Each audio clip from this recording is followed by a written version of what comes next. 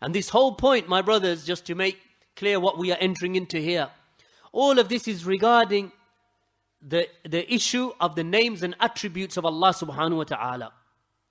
And this is from the greatest of the beliefs of the Muslim, is the knowledge of Allah. The knowledge of Allah is in the names and the attributes and the actions of Allah subhanahu wa ta'ala, that which Allah subhanahu wa ta'ala has informed himself or informed us regarding himself. So we know the names of Allah because Allah has mentioned them in the Quran. We know the attributes of Allah because Allah has mentioned them in the Quran. We know the actions of Allah because Allah has mentioned them in the Quran. So we know them.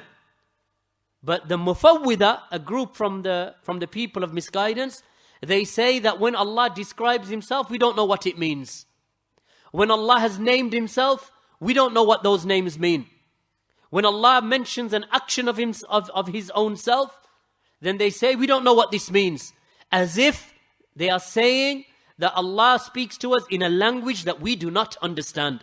And this is why Shaykh al-Fawzan used the similitude, وَيَسِيرُ كَلَامُ اللَّهِ وَكَلَامُ رَسُولِهِ بِمَنْزِلَةِ الْكَلَامِ الْأَعْجَمِيِّ الَّذِي لَا يَفْحَمُهُ الْعَرَبِ. That they proceed, or that they take the speech of Allah and the speech of the Messenger of Allah as if it was the speech of a non-Arab that is not understood by an Arab. So Allah is speaking to them this is what they say. It is as if Allah is speaking to them in a language that they don't even understand. فَالْوَاجِبُ عَلَى الْمُسْلِمِينَ أَنْ يَسْتَمِرُّوا مَعَ الطَّرِيقِ الصَّحِيحِ. So it is obligatory upon the Muslim to proceed and to persist and to continue upon the correct path. وَعَلَى الطَّرِيقِ السَّلَفِ. And it is upon the Muslim who truly believes in Allah to proceed upon the path of the Salaf. أَلَّا يَلْتَفِتُ لِهَؤُلَاءِ الْمُضَلِّلِينَ. And that he does not turn and he does not pay any attention to those people of misguidance. الَّذِينَ يُجَادِلُونَ فِي اللَّهِ بِغَيْرِ سُلْطَانٍ عَتَاهُمْ. Those who dispute concerning the Quran, they dispute concerning the Quran, and they dispute concerning the Quran, concerning Allah subhanahu wa ta'ala, without any authority that they have been given.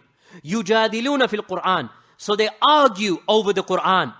So they'll say, no, you misunderstood the Quran. Allah is not telling you this and Allah is not telling you that. We'll tell you what Allah is telling you. So they start arguing and disputing over the Quran. وَيُجَادِلُونَ فِي السُّنَّةِ. And they argue concerning the Sunnah. شَأْنُهُمُ الْجِدَالِ. And they are known, and their specific characteristic that they are known by is arguing over the clear-cut verses of the Quran. This is what they're known for jidal. فَهَؤُلَاءِ يَجِبُ الْحَذْرُ مِنْهُمْ. And these people, it is obligatory to be cautious and to be aware of them. هَؤُلَاءِ لَيْسُوا مُتَّبِعِينَ. These people are not followers of the Sunnah. إِنَّمَا هُمْ مُبْتَدِعُونَ.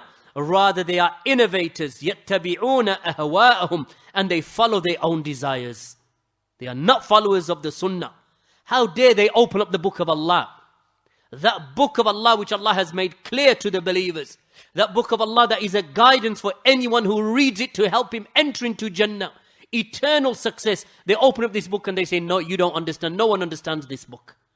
No one understands these verses of Allah. No one understands what Allah is trying to tell us.